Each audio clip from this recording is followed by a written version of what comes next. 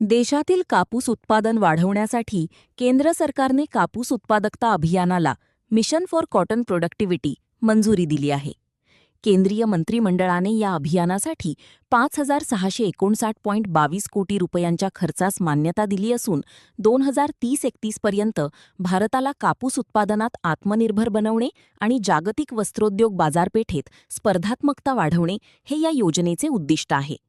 याबाबत केंद्रीय माहिती आणि तंत्रज्ञान मंत्री अश्विनी वैष्णव यासंदर्भात माहिती देताना म्हणाले की केंद्र सरकारच्या 5F विजन अर्थात farm to fiber, fiber to factory, factory to fashion आणि फॅशन टू फॉरेन या संकल्पनेशी हे अभियान जोडले गेले आहे.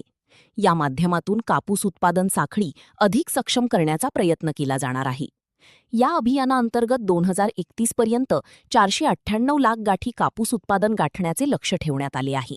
तसेच या मिशनचा लाभ देशातील सुमारे 32 लाख कापूस उत्पादक शेतकऱ्यांना होणार असल्याचे सरकारने स्पष्ट केले आहे. कापूस क्षेत्रात उत्पादन क्षमता वाढवणे, सुधारित तंत्रज्ञानाचा वापर, गुणवत्तापूर्ण बियाणे, प्रक्रिया उद्योग आणि निर्यातक्षम वस्त्रोद्योगाला चालना देणे यावर मिशनचा भर राहणार आहे.